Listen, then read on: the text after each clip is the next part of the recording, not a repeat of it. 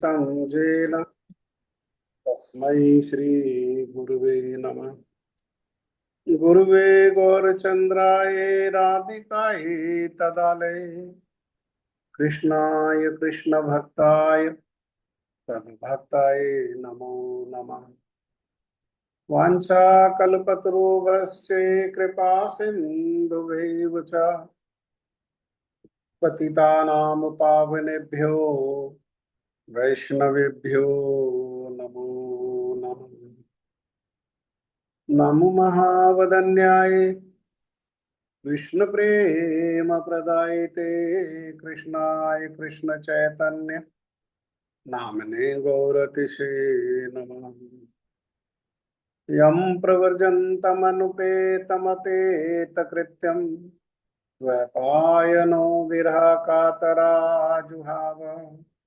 पुत्रेति तन्मयतया तर्वोऽभिनेदुं तं सर्वभूतहृदयं मुनिमानतोऽस्मि। हे कृष्ण करुणा सिंधु दीनबंधु जगतपते गोपेश गोपिका कांत श्री राधा कांत नमस्तुते। तप्त कांचन गौरांगी श्री राधे वृंदावनेश्वरी वृषभान सुते देवी प्रणमामि हरि भक्त्या विहीन अपराध लक्ष्ये क्षिप्ताश्च कामादि तरंगमध्ये कृपामयि त्वां शरणं प्रपन्ना वृंदे नमस्ते चरणारविंदम् वृंदे नमस्ते चरणारविंदम् वृंदे नमस्ते चरणारविंदम्। श्री कृष्ण चैतन्य प्रभु नित्यानंद श्री अद्वैत गदाधर श्रीवासादि गौर भक्त वृंद हरे कृष्णा कृष्ण कृष्ण हरे हरे हरे राम राम राम हरे हरे। मैं सबसे पहले मेरे गुरुपाद पद्म नित्य लीला प्रविष्ट ओम विष्णुपाद परमहंस परिव्राजकाचार्य अष्टोत्तर शतयुगाचार्य श्री श्रीमद भक्ति वेदांत शिल नारायण गोस्वामी महाराज जी की अभय चरणारविंद में अनंत कोटि दंडवत प्रणाम करते हुए उनकी कृपा याचना करता हूँ। तदुपरांत नित्य लीला प्रविष्ट ओम विष्णुपाद स्तोत्र श्री श्रीमद भक्ति वेदांत स्वामी महाराज शील प्रभुपाद जी के चरण सरोज में अनंत कोटि दंडवत प्रणाम और उपनुग गुरु परंपरा के चरणों में अनंत कोटि दंडवत प्रणाम। कथा के श्रोता वृंद वैष्णवी माता भाई बहन प्रभु आप सभी का यथा योग्य अभिवादन। श्रीमद् भगवद गीता अध्याय 3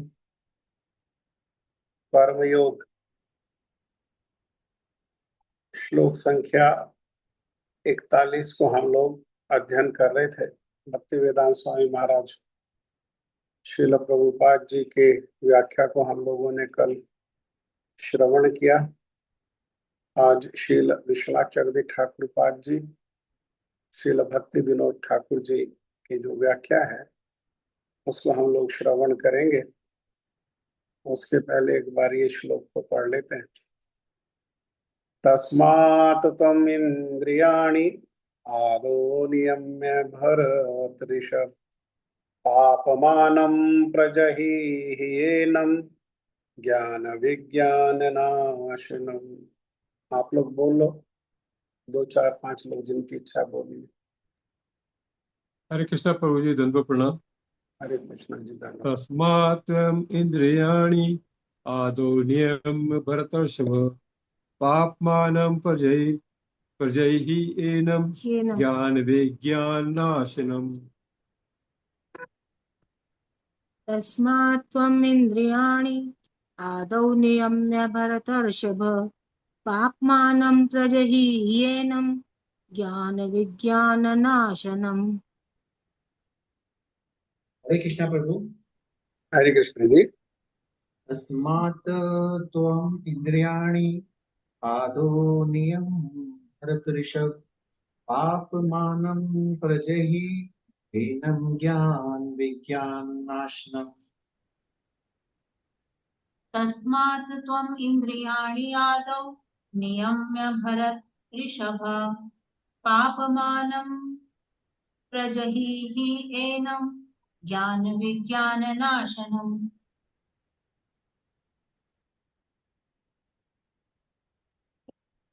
और किसी की इच्छा है बोलने की? हरे कृष्ण। हरे कृष्ण बोली।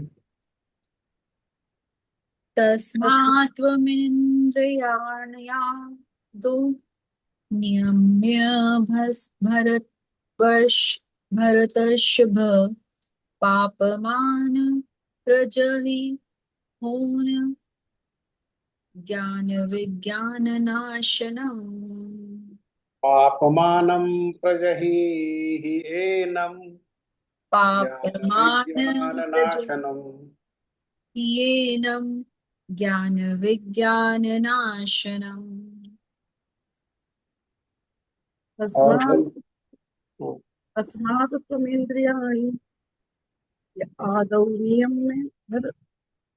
नियम्य भरतर्षभ तस्मात् त्वमिन्द्रियाणि आदौ नियम्य भरतर्षभ पाप्मानं प्रजहि एनं ज्ञानविज्ञान नाशनम्। ही दो बार है, एक बार तो प्रज के साथ है प्रजही, फिर एक और ही है। पापमानं प्रजहि ही एनं। तस्मात् त्वमिन्द्रियाणि आदौ नियम्य भरतर्षभ पापमानं प्रजहि एनं विज्ञाननाशनम्। आता है, हे अर्जुन, तुम सर्वप्रथम इंद्रियों को वशीभूत कर ज्ञान और विज्ञान को नाश करने वाले पाप रूप इस काम को विनष्ट करो। विनाश क्यों? क्योंकि ये घोर पाप रूप है और ये क्या करता है? ये जीव के ज्ञान और विज्ञान को नाश करने वाला है।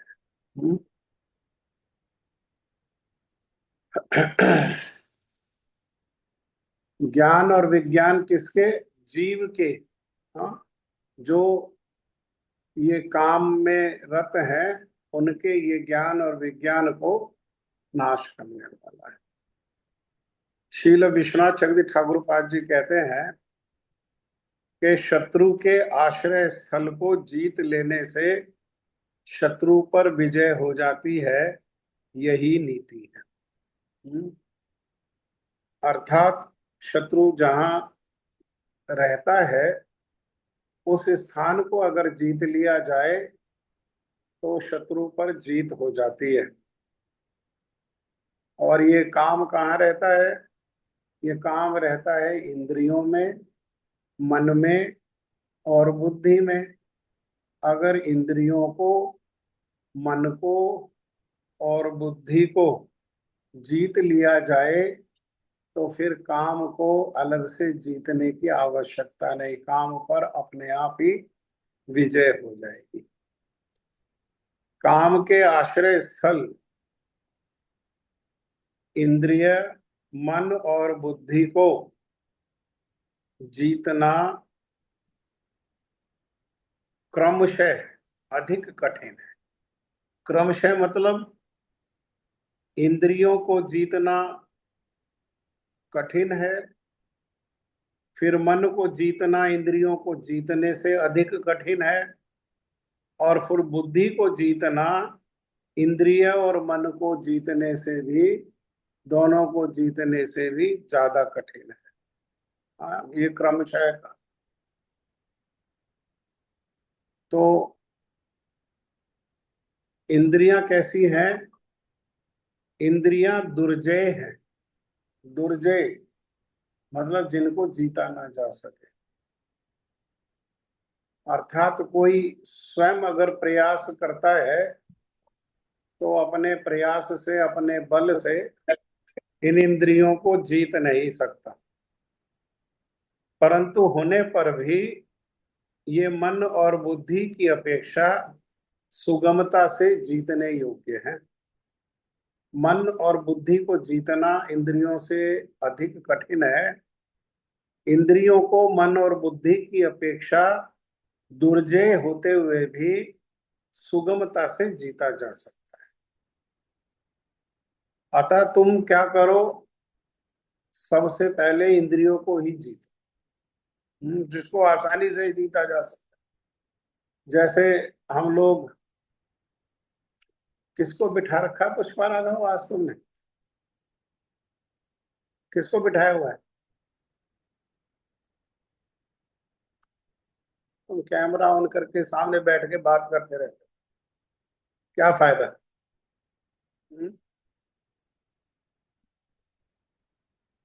थोड़ी देर चंचलता को, आधा घंटा के लिए तो कम से कम दे। इंद्रियों को जीतना मन को जीतने से और बुद्धि को जीतने से आसान है, सरल है। तो क्या करो, सरल कार्य को पहले करो। जैसे हम लोग जब एग्जाम देने के लिए जाते थे तो हमारे परिवार में जो बड़े लोग होते थे, माता पिता आदि, या जो टीचर्स होते थे, वो यही टेक्निक को बताते थे कि एग्जाम में जो सबसे आसानी से प्रश्न कर सको आप। प्रश्न सारे मुश्किल हैं। कौन प्रश्न मुश्किल मुश्किल है? जिनका उत्तर नहीं आता। और प्रश्न सारे सरल हैं। कौन प्रश्न सरल है? जिनका उत्तर आता है। तो जो सरल प्रश्न है, अर्थात जिनका तुम्हें उत्तर आता है, उसको क्या करो, उसको पहले करो। और जो कठिन प्रश्न है उनको क्या करो, बाद में करो। तो मन को और बुद्धि को जीतना इंद्रियों की अपेक्षा कठिन है। इंद्रियों को आसानी से जीता जा सकता है मन और बुद्धि जीतने की अपेक्षा। इसलिए कहाँ से प्रारंभ करो? तो प्रारंभ करो इंद्रियों से, इंद्रियों को ही जीतो। इसी के लिए भगवान इस श्लोक में तस्मात शब्द कह रहे हैं। तस्मात, तस्मात का अर्थ क्या है? अतः, अर्थात परिणाम स्वरूप क्या करो, इंद्रियों को जीतो। यद्यपि कठिनता से वश में होने वाला मन ही पर स्त्री, पर द्रव्य आदि की ओर धावित होता है। ये मन ही मूल है, मन ही भागता है। हाँ, कहाँ भागता है? ये पर स्त्री में और पर द्रव्य अर्थात पराय धन संपत्ति में ये भागता है। हाँ? क्योंकि मन की चंचलता ऐसी है कि कहावत भी है कि इस मन को बच्चे तो अपने अच्छे लगते हैं लेकिन स्त्री पराई अच्छी लगती है। हाँ, ये मन का स्वभाव है। तो ये मन क्या क्या करता है? ये भागता है। कहाँ भागता है? पर स्त्री और पर द्रव्य। द्रव्य कहने का अर्थ है धन आदि, संपत्ति आदि। तथापि उन सबको आंख, कान, हाथ, पांव इत्यादि इंद्रियों का कार्य समझ करके इंद्रियों को नियंत्रित कर वहां मत जाने दो। अर्थात मन में ये विचार आ जाए पर स्त्री, पर द्रव्य आदि का, तो उसको वहीं रोको। उसको आगे इंद्रियों में क्रियान्वित नहीं होने दो। हाँ, इंद्रियों में क्रियान्वित नहीं होने दो। कलयुग में बहुत दोष है, बहुत दोष है। और इस दूषित वातावरण में मन दूषित हो ही जाता है। हाँ, मन का वैसे ही स्वभाव है कि वो दूषित वस्तुओं को जल्दी से ग्रहण करता है। मन का गति भी नीचे की ओर है। तो मन में आने पर भी क्या करना चाहिए? मन में आने पर भी अगर मन में ही उसको रोक लिया जाए, वहीं पर उसको डांट डपट करके समझा करके वहीं बिठा दिया जाए, आगे नहीं बढ़ने दिया जाए, तो कलयुग में मन से किए हुए जो पाप हैं वो जो है क्षमा हो जाते हैं। हाँ, क्योंकि मन में तो पाप आ ही जाता है, परंतु मन में पाप आने पर उसको मन में भी और आगे ना बढ़ने दें। हाँ, अन्यथा इसी कलयुग में श्रीमन चैतन्य महाप्रभु के मैया के मन में भी पाप आ गया। किसके प्रति? श्री अद्वैत आचार्य के प्रति। वो वहीं अगर उसको रोक लेते, आने पर आ जाएगा तो ये तो स्वाभाविक है, आ जाता है। हाँ, कलयुग के दोष के कारण आ जाता है, मन की स्वाभाविक स्थिति के कारण आ जाता है। लेकिन उन्होंने भी क्या किया? उन्होंने भी मन ही मन में उसको बढ़ा दिया, मन में ही कह दिया अरे ये अद्वैत नहीं, ये द्वैत है। हाँ, और इस प्रकार से उसने क्या किया? अद्वैताचार्य जी के लिए मन में जो बातें आई उसको मन में कह करके, मुख से तो नहीं कहा लेकिन मन में कह करके मन में बढ़ा लिया। उसको इतना बड़ा अपराध श्रीमन चैतन्य महाप्रभु ने उसको ग्रहण किया कि महाप्रभु जब श्रीवास आंगन में प्रेम अवदान कर रहे हैं, प्रेम बांट रहे हैं सबको, तो अपनी माता को नहीं दिया। सबको प्रेम दिया लेकिन अपनी माता को नहीं दिया। क्यों? क्योंकि उन्होंने श्री अद्वैताचार्य जी के चरणों में अपराध किया। कब प्रदान किया उनको प्रेम? जब उन्होंने अद्वैताचार्य जी से क्षमा याचना करी, क्षमा मांगी। हाँ, अर्थात मन में आएगा, मन में आने पर उसको मन में भी नहीं बढ़ने दें। हाँ, वहीं रोकें, या मन में बढ़ता भी है तो इंद्रियों में आने से रोकें, तो पाप की जघन्यता कम हो जाएगी। अगर मन में बढ़ता है और वो इंद्रियों में नहीं आता, जैसे श्रीमन चैतन्य महाप्रभु की माता जी के मन में ये सारी बातें आई, लेकिन अगर वो जिह्वा से कह देती तो उनके अपराध की जघन्यता और बढ़ जाती। जिह्वा पर नहीं आया, मन में ही बढ़ाया। तो मन में भी बढ़ने पर वो भी पाप है, लेकिन वो जल्दी क्षमा हो जाएगा, परंतु उसको इंद्रियों में नहीं आने देना चाहिए। इंद्रियों में आने पर क्या है? उस पाप की जघन्यता बढ़ जाती है। तो क्या करो? वही क्या करो? उसको नियंत्रित करो। तुम पाप मान, अर्थात पाप मान मतलब ये काम कैसा है? अति उग्र है। ये काम में क्या है? काम में उग्रता है, बहुत एग्रेसिव है। लेकिन उस उग्रता वाले काम को क्या करो? अरे उसको त्याग करो। इस प्रकार इंद्रियों को वशीभूत करते करते कालांतर में मन भी काम से दूर हो जाएगा। कैसे? इंद्रियों से कैसे दूर करेंगे? इंद्रियों को भगवान की सेवा में नियोजित करके, और धीरे धीरे इंद्रियों के साथ फिर मन को भी भगवान की सेवा में नियोजित करेंगे। मन को भगवान की सेवा में पकड़ पकड़ा करके जोर जबरदस्ती करके लगाना पड़ेगा। मन का स्वभाव नहीं है भगवान में लगना, क्योंकि हमारे मन को अभ्यास हो गया जन्म जन्मांतर का ये संसार में लगना। और संसार में लगने का अर्थ क्या है? संसार में लगने का अर्थ है काम में, क्रोध में, लोभ में, उनमें भी काम प्रधान। हाँ, वो उसमें लगना, वो उसका वो स्वभाव है, वहां स्वाभाविक रूप में लग जाएगा। लेकिन भगवान में लगाना पड़ेगा, और जितने परिमाण में मन जो है वो भगवान में लग जाएगा, जितने परिमाण में इंद्रियां भगवान में लग जाएंगी, उतने परिमाण में वो काम से दूर हो जाएंगी। कल भी हम ही लोग यही चर्चा कर रहे थे। अगर मन पूरा का पूरा भगवान में लगा दिया, इंद्रियां पूरी की पूरी भगवान में लगा दी, बुद्धि पूरी की पूरी भगवान में लगा दी, इन तीनों को विजय है, तीनों को विजय प्राप्त करना। इन तीनों को अगर विजय प्राप्त कर लिया, काम से नहीं लड़े, काम से झगड़ा नहीं किया, क्या किया, इंद्रियों को भगवान में लगाया, मन को भगवान में लगाया और बुद्धि को भगवान में लगाया, तो काम को अलग से परास्त करने की आवश्यकता ही नहीं पड़ेगी। वरना अगर कोई भगवान में इंद्रियों को लगाए बिना, मन को लगाए बिना काम से लड़ेगा तो पराजय निश्चित है। पराजय कैसी है, वो निश्चित है। हाँ, ये जो है कैसा है, क्यों, क्योंकि ये अति उग्र है।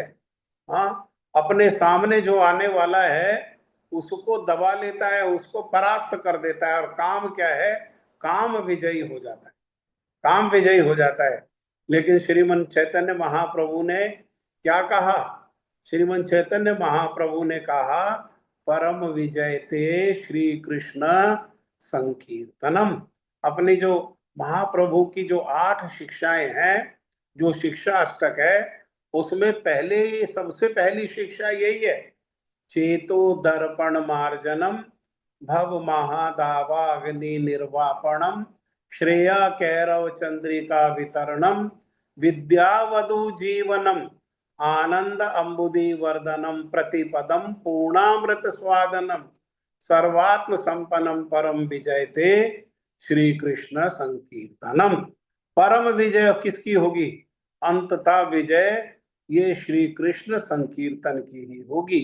अर्थात इंद्रियों को श्री कृष्ण संकीर्तन में लगाएं, मन को श्री कृष्ण संकीर्तन में लगाएं, बुद्धि को श्री कृष्ण संकीर्तन में लगाएंगे तो क्या होगा, तो उससे ये जो काम है इस पर विजय पाई जा सकती है, इसको परास्त किया जा सकता है।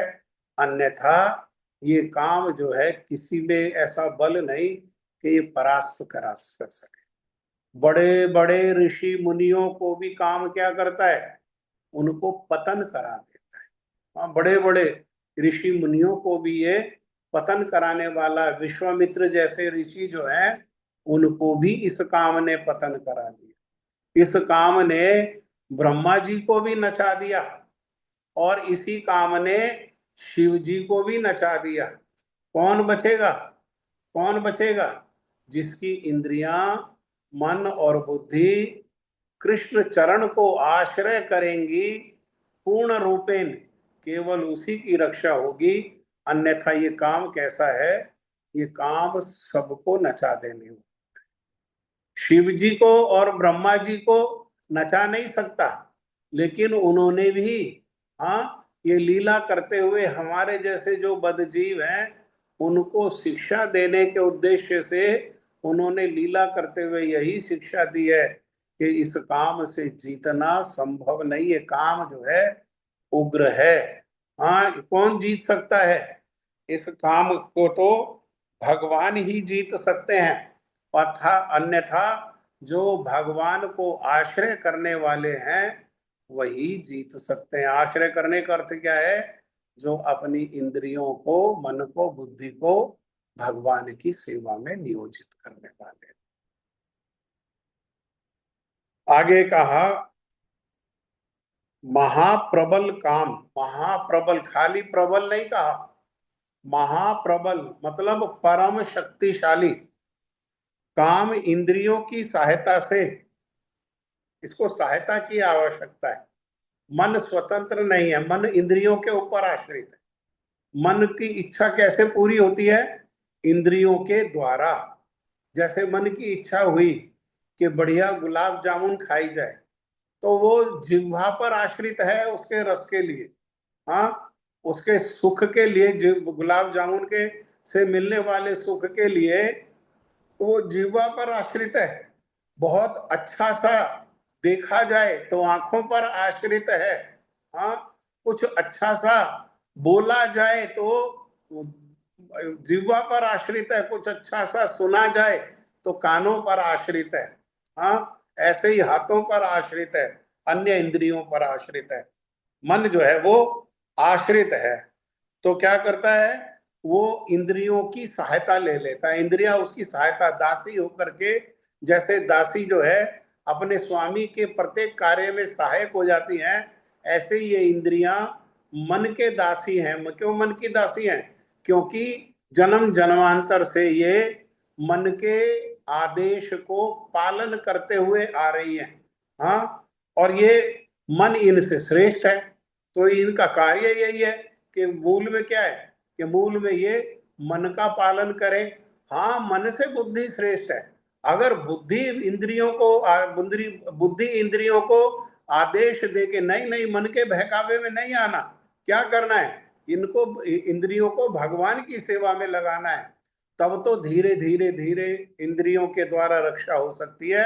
अन्यथा ये इंद्रियां जो हैं ये मन की दासी हैं, और मन की दासी होने के कारण क्या करती हैं, ये जो बहिर्मुख जीव है, बहिर्मुख जीव मतलब जो कृष्ण को भूले हुए जीव हैं, अनादिकाल से जो भूले हुए हैं, वो मोह पाश में बद्ध हो जाते हैं, वो भ्रम में बद्ध हो जाते हैं, बंध जाते हैं। इसलिए सबसे शक्तिशाली जो इंद्रिय है, जो पतन कराने वाली है, वो क्या है, वो है आंख। तो इसलिए कह रहे हैं क्या करो, ये आंखों से देख देख करके जीव का पतन होता है, और कान से भगवान की कथा सुन सुन करके मंगल। हाँ, इसलिए क्या कह रहे हैं, इसलिए कह रहे हैं सबसे पहले चक्षु आदि, आदि मतलब बाकी भी, लेकिन उनमें प्रधान इंद्रिय कौन सी है, जो ज्ञानेंद्रियां, जो इंद्रियां हैं, जो भोगेंद्रियां हैं, उनमें प्रधान इंद्रिय है आंख। हाँ, तो इसीलिए आंख को मूल रखते हुए कह रहे हैं आदि इंद्रियों को वश में करना ये हमारा कर्तव्य है, सबका कर्तव्य। इंद्रियों को खुली छूट देना हमारा कर्तव्य नहीं है कि इंद्रियां हैं, जैसा मन कहे वैसा करो, क्या देखो जो मन देखना चाहे, कैसा खाओ जो मन खाना चाहे, जो जैसा मन कहे, कैसा पहनो जैसा मन कहे, कैसा बोलो जैसा मन कहे, कैसा सुनो जैसा मन कहे। ना ना ना, ये हमारा कर्तव्य नहीं है। हाँ, ये सब हमारा कर्तव्य नहीं। क्या कर्तव्य है, इंद्रियों को भगवान की सेवा में लगाना, ये हमारा कर्तव्य है। ये इंद्रियां किसकी हैं, ये इंद्रियां हमारी। मन किसका है, मन हमारा है। बुद्धि किसकी है, बुद्धि भी हमारी है। हम इन तीनों के स्वामी हैं। तो हमारा क्या कर्तव्य है, हमारा यही कर्तव्य है, हमारे जो अधीन है, हाँ, लेकिन जो हमें भी बांधने वाला है, खुद तो पतन के मार्ग में जाने वाला ही है, जीव को भी जो बांधने वाला है, उनको क्या करे, उनको इनके मंगल के उद्देश्य से और स्वार्थी होकर के अपने मंगल के उद्देश्य से इनको भगवान की सेवा में लगाएं। क्योंकि श्रेष्ठतम कौन है, श्रेष्ठतम इस शरीर में हम हैं, हमसे श्रेष्ठ परमात्मा है। हम मने आत्मा, आत्मा श्रेष्ठ। इस प्रकार बाह्य इंद्रियों का दमन करने से, हाँ, दमन करने का अर्थ क्या है, दमन करने का अर्थ नहीं, ये नहीं है कि हाथ इधर बढ़ा तो हाथ को काट दो, आंख उधर गई तो आंख को निकाल दो, जीभ ने कुछ बोला तो जीभ को काट दो, कान ने कुछ सुना तो कान में कांच को गर्म करके डाल दो। ये दमन करना नहीं है।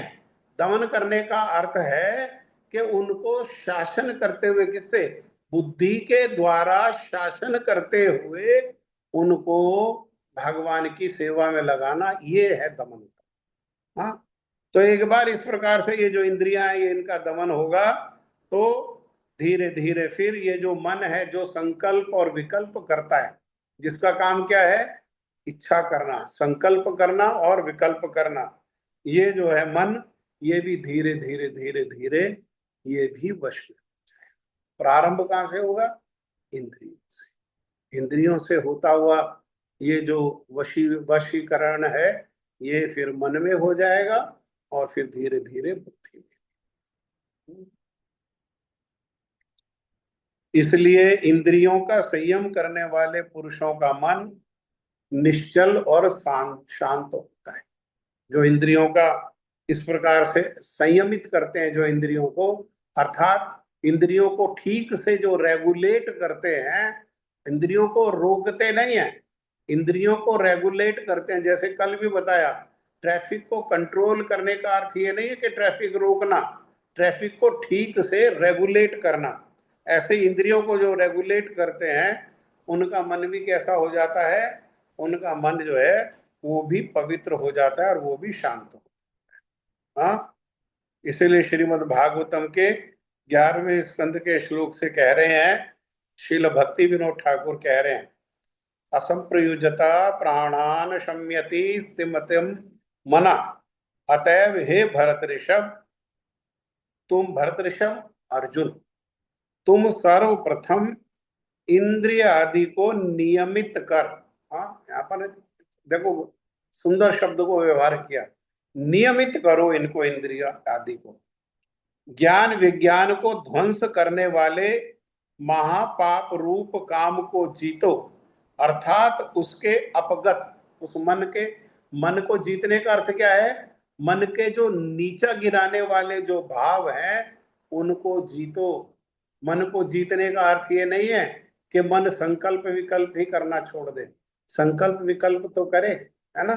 जैसे वो होता है ना, मेरा मन अभिलाषा होए मदन मोहन के गुण गाऊं, तो ये संकल्प विकल्प बुरा नहीं है, ये संकल्प बुरा नहीं है।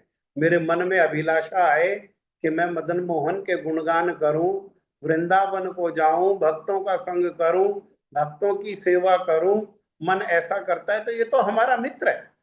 वहां तो उसको जो है ताली बजा करके उसका अभिवादन करना चाहिए, उसका उत्साहवर्धन करना चाहिए। वो जब अपगत भाव है, अपगत मतलब नीचे गिराने वाले जो भाव है उनको नाश करते हुए उसको स्वस्वभाव को, स्वस्वभाव मतलब हमारा जो स्वभाव है भगवान की सेवा, स्वस्वभाव को वापस लाएं। भगवान की सेवा को वापस लाने से क्या होगा, प्रेमात्मक स्वरूप का अवलंबन करना। हमारा जो स्वरूप है वो मूल किस लिए है, वो प्रेम करने के उद्देश्य से। उसका उद्देश्य क्या है, उसका उद्देश्य है प्रेम। बस उसी प्रेम का अवलंबन करते हुए और उस प्रेम की अभिलाषा से, उस प्रेम के उद्देश्य से क्या करें, सेवा करें। हाँ, सेवा करें। जड़बद्ध जीव का प्रथम प्रशस्त कर्तव्य यही है, जड़बद्ध। हाँ, इस जड़ संसार में जो बंधे हुए जीव हैं हमारे जैसे, उनका प्रथम, और श्रील भक्ति सिद्धांत सरस्वती ठाकुर तो कहते हैं, श्रील भक्ति विनोद ठाकुर तो कह रहे हैं प्रथम कर्तव्य ये है। मतलब प्रथम कर्तव्य के बाद और कर्तव्य का पालन कर सकते हैं। द्वितीय कर्तव्य भी हो गया, फिर तृतीय भी हो गया, चतुर्थ भी हो गया।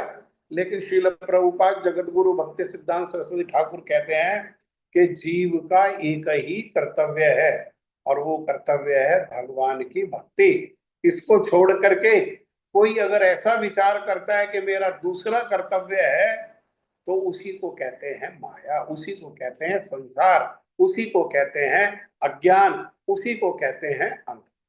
हाँ,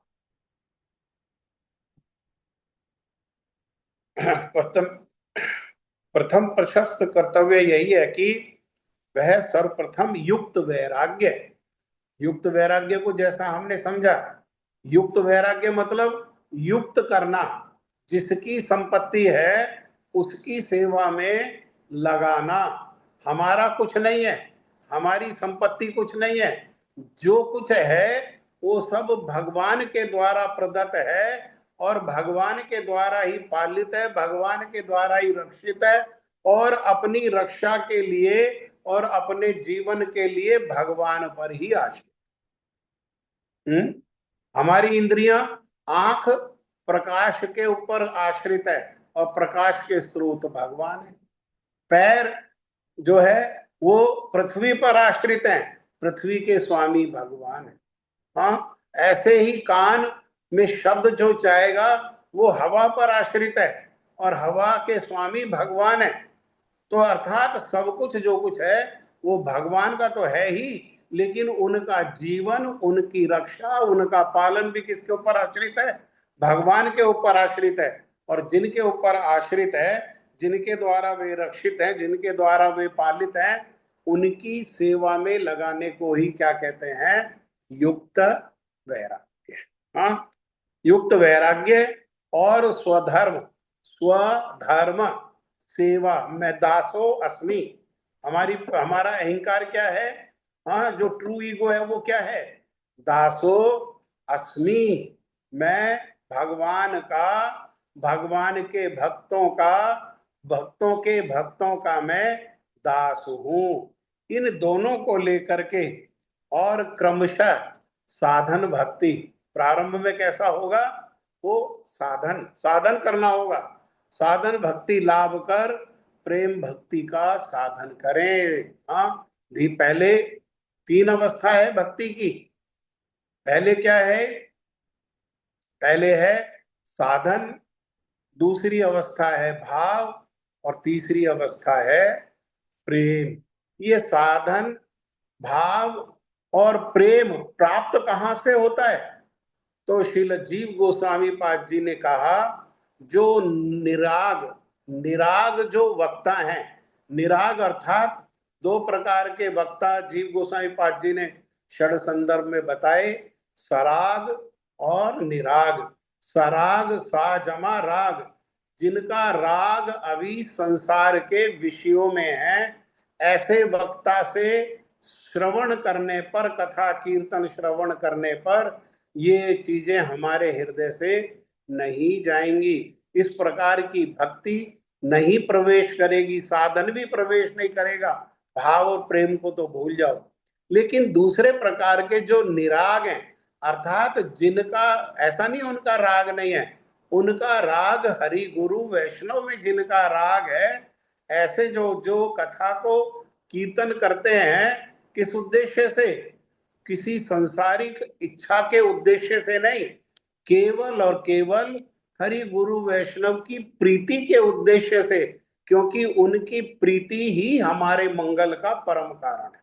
हाँ, स्वार्थ है अपना मंगल, लेकिन मंगल का स्रोत क्या है? मंगल का स्रोत है हरि गुरु वैष्णव की प्रीति। उनसे जब हम श्रवण करते हैं तो तब क्या होता है?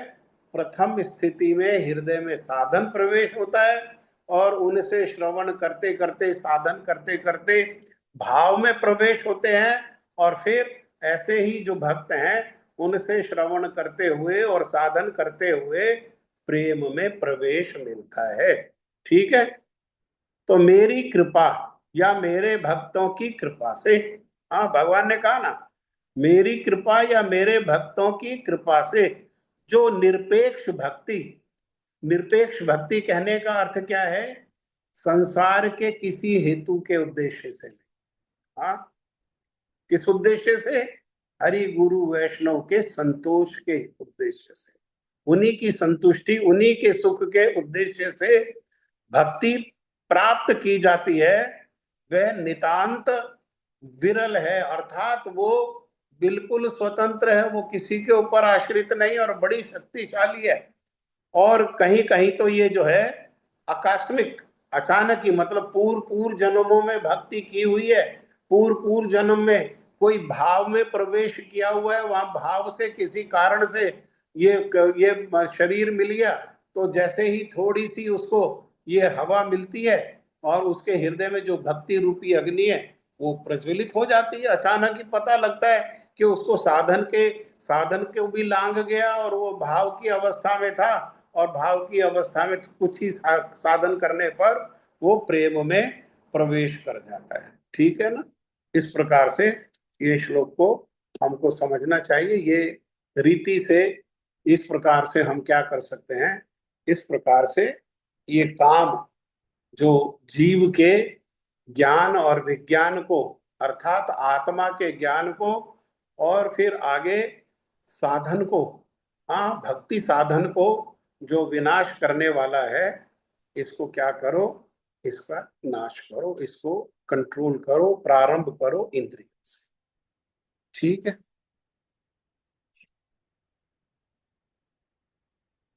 किसी का कोई प्रश्न है इस विषय से संबंधित, या कमेंट है कोई?